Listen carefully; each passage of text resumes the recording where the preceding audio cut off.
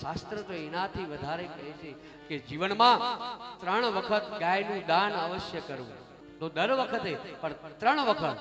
એક વખત આપણે ત્યાં જ્યારે બાળકનો જન્મ થાય ત્યારે ગાયનું દાન. યુધિષ્ઠિર રાજાએ જ્યારે પરીક્ષિત મહારાજનો જન્મ થયો, ભાગવતજીમાં બતાવ્યું છે કે ગાયોના દાન કર્યા. બીજું કન્યાદાન આપી ત્યારે. પેલા આપણે દીકરીને ગાય આપતા ને, પણ હવે તો બધું બંધ થઈ ગયું. ભણેલી ગણેલી દીકરીને ગાય ક્યાં આપવી, ક્યાં સાણ વાહિંદુ કરે. અને હવે નવું આવ્યું, ચાંદીની ગાય આવ્યું. બોલો, ચાંદીની ગાય આપવાથી શું મળે? કાંઈ ન મળે. હોની કમાય. ગાયને કઈ મળે ખરું?